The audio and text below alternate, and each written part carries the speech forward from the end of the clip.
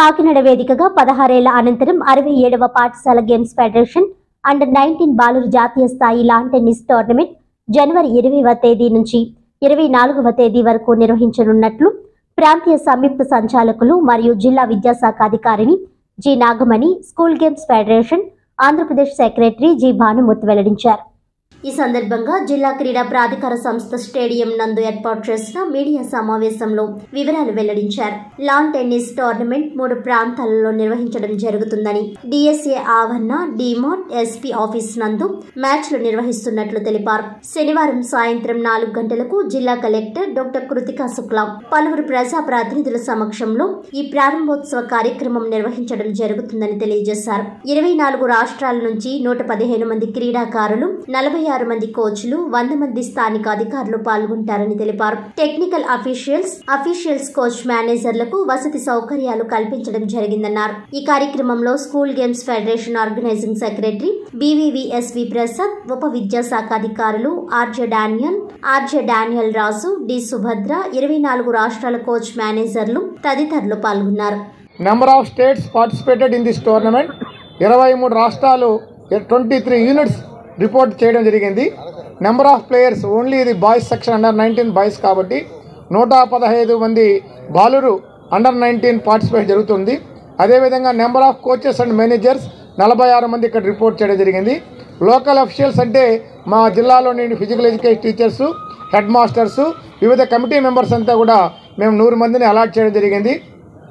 అదేవిధంగా ఈ క్రీడాకారులకు జాతీయ స్థాయి అరేంజ్మెంట్స్ ఏ విధంగా తగ్గకుండా జేఎన్టీయు, ఆర్ఎంసీ, కోస్టలేన్, అదేవిధంగా ZP guest house, police guest house మరియు కొన్ని అపార్ట్మెంట్స్ ద్వారా మేము వాళ్ళకి అకామిడేషన్ ప్రొవైడ్ చేయడం జరిగింది.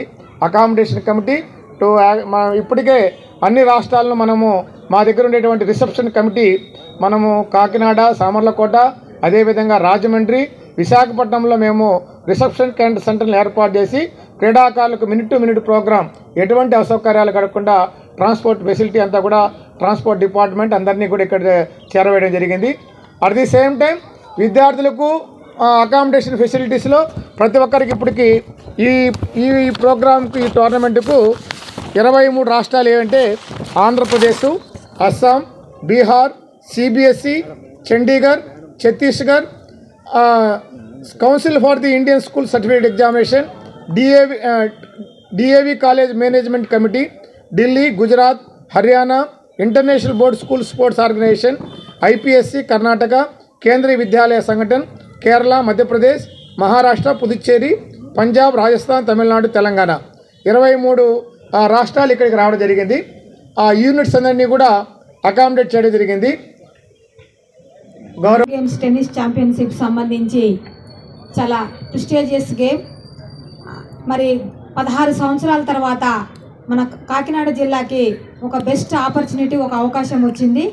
దీనికి సంబంధించి మనకి రాష్ట్ర వ్యాప్తంగా గౌరవ commissioner of school education S Suresh Kumar గారు, అలాగే సమగ్ర శిక్ష ఎస్పీడీ గారు శ్రీనివాస్ గారు, అలాగే గౌరవ ప్రిన్సిపల్ సెక్రటరీ గారు, వారందరూ కూడా మ్యాక్సిమం రేపు మనకి ఇనాగరల్ ఫంక్షన్ అనేది రేపు సాయంకాలం 4 గంటలకు స్టార్ట్ అవుతుంది కాబట్టి దీనికి సంబంధించి జిల్లా స్థాయిలో గౌరవ కలెక్టర్ మేడం గారు, కృతికా శుక్లా మేడం గారు, ఎడ్యుకేషన్ డిపార్ట్మెంట్ని అడుగడుగున మమ్మల్ని సలహాలు, సూచనలు ఇస్తూ మన జేసీ మేడం గారి యొక్క ఆధ్వర్యంలో మరి ఈ నెల మనం మీటింగ్ కండక్ట్ చేసుకోవడం జరిగింది 9వ తారీఖున.